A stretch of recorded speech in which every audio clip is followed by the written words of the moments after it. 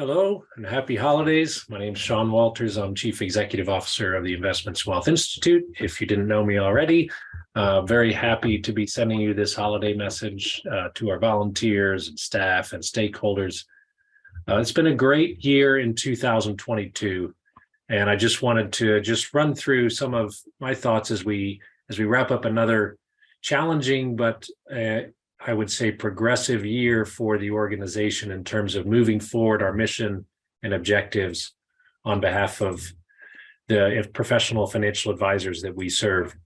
Those of you who've been working with us for a long time, like myself, I've been here about 16 years. I've just seen tremendous growth from the organization, and it's really due to the commitment we have to our mission, the staff that we've assembled to drive the mission, and the incredible 140 plus volunteers operating in 25 working groups that have just delivered upon the value proposition that we put out there. Just in 2022, we've delivered over 110 programs to a total of 30,000 individuals. And some of you were those individuals, and you may have gone to more than one, so we appreciate that. As you know, the organization is really here to deliver the premier investment consulting and wealth management credentials and world-class education. We were founded in 1985, and our purpose in 1985 remains the same purpose today: to improve the professionalism of members through educational and certification programs, to develop and encourage the practice of high standards of professional conduct, promote and protect the interests of the profession and the public that you all as financial advisors serve, and then broaden understanding of investment consulting and wealth management. We do this in a lot of ways, but one of the things I'm particularly proud of, and you should be as well, is being affiliated with an organization that since 1985 has really been at the vanguard of driving forward this transformation from a brokerage-minded profession to a consulting or an advice-oriented profession. And all of the things that were true in the 80s, that brokers tended to be more focused on products and complexity and transactions and client acquisition, holding those required licenses and just staying current and meeting compliance, versus what you see today is a vibrant community of professionals who are focused on their clients, are trying to make it the work that they do, the advice they provide, the products that they provide, break them down so that it's simpler for the client to understand and transparent in all of the fees associated with that advice, that it's a knowledge-based profession, and that you focus on retention, voluntary certification, lifelong learning, and a professional code of ethics. And I believe this is true of all the members operating within the Investments and Wealth Institute, that we don't just serve advanced practitioners anymore. I know we talk a lot about the advanced content, the Ivy League quality with practical application, but really we're serving advisory practitioners who are or who want to be at the leading edge of their profession. And let's talk a little bit about a profession, because there's also a transformation that's been happening with what many of you knew as IMCA 35 years ago to what we are today, the Investments and Wealth Institute, and a community for all financial advisors. And we really see financial advice as a profession that places the welfare of society and the interests of its clients at the forefront of considerations. We see the profession we serve as having a comprehensive body of knowledge, an organized approach of learning through experience. We have several mechanisms through which to test technical proficiency. And of course, you can convey continuing competence when you complete continuing education requirements.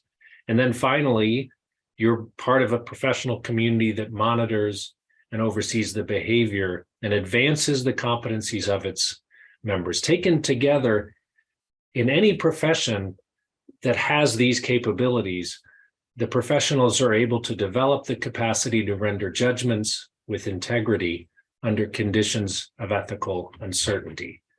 And that's really what the Investments in Wealth Institute is moving towards in the future, is more of a team-based wealth management approach that offers bodies of knowledge in portfolio management, which you've all long known as the CIMA certification, private wealth advice, the Certified Private Wealth Advisor certification, and retirement planning. No matter what types of clients you're serving within your wealth management team or firm, you're going to be addressing these 3 wealth management capabilities. And the organization has developed 3 certifications to measure and convey competency and capabilities and knowledge within these 3 jobs that are part of the wealth management team or practice. Everything we do, all the professional development that we deliver, is tied back to this combined investments and wealth body of knowledge. As we look forward, the board of directors in their last meeting in September set out 3 priorities that they've asked the staff to really focus on, and they'll be addressing as a board of directors in 2023. The first is how we position our organization to become the modern association for the modern advisor. Who is our ideal member today and in the future? How do our certifications address different needs of different professionals? And how do we balance the needs of different types of members, even from different generations? And so that modern association for the modern advisor is really a balancing act, kind of bridging the past to the future and developing the future while retaining and connecting and engaging the past members that we've had and enjoyed to have for such a long period of time. Part of the way we do this is the second objective, which is to apply a contemporary credentialing and learning experience to all programs, whether it's going through the CPWA certification or taking a 1-hour micro course. We want that contemporary learning experience to fuel everything that we do. And then the third is to continue to push our reputation out there as the indispensable organization for the wealth management community. We've got a great reputation. We're very fortunate. The level of programming that we've been able to deliver over the years is at a high standard. And so we've been known for delivering that to advanced practitioners. And so we just need to continue to grow that reputation and move it forward.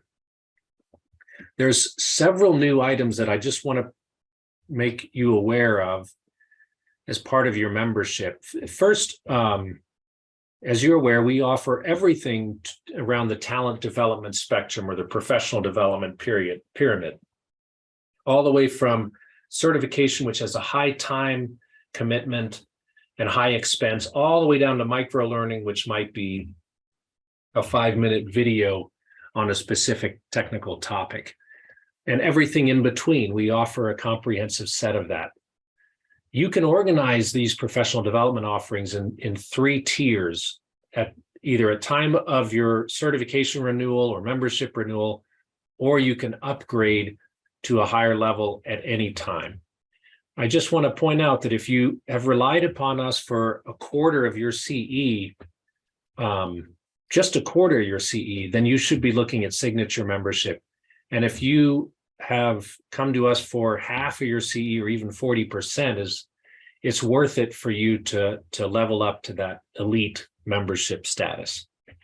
The other way that we try to manage your content for you is to curate content and push that through our community platform, the Hive. And we have a series of insider newsletters that ultimately you can subscribe to kind of feature your area of interest: retirement, investments, wealth. And then for 2023, you can look forward to a new learning management system, which I've already mentioned.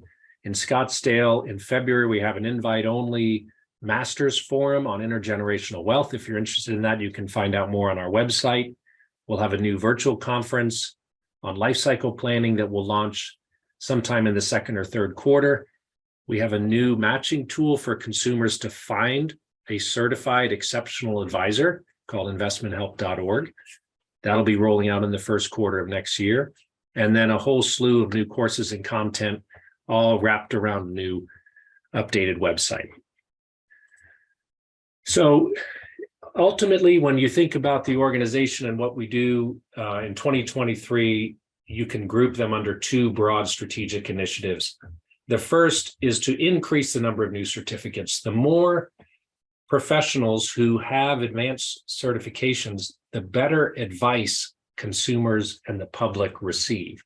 Our board believes that firmly, and it's our role to continue to grow the certification so that we can continue to offer a higher level and a higher standard of financial advice to the end consumer.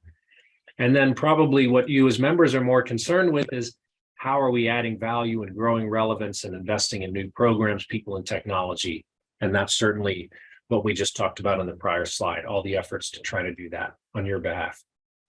The last piece I just want to throw out there, if you haven't seen it already, is we launched a foundation in the spring of this year. After 2 years of offering partial scholarships, this is the third full year of offering partial scholarships. We have 400 we've awarded. This has resulted in moving the needle in incredible ways around women applicants, independent advisors, advisors of color, and we've started to have some scholarships available for veterans and disabled practitioners, all of which are supported by you, the donors, for this Investments in Wealth Foundation. So any gift that you can give to the foundation will be appreciated. There's a website link here. You can also go to our homepage, and in the top right, you'll find the link to the foundation. Lastly, for those of you on the phone or watching the recording who are our staff, you've seen this quite a few times, but I thought it was important to just reflect how proud I am of the professional team of 50 plus Investments in Wealth Institute staff, most of whom are headquartered in Denver, but about 20% are located throughout the US. All of us are committed to serving the mission objectives and strategic priorities identified by the board. And late in 2020, when the pandemic was raging and we weren't seeing each other as much as we would like, we did start to talk and focus more on a set of cultural values that are important to us as an organization, the way that we work together.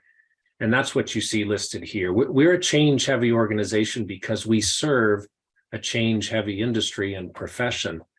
And so our staff has become adaptable and resilient to really any type of change that's thrown at us.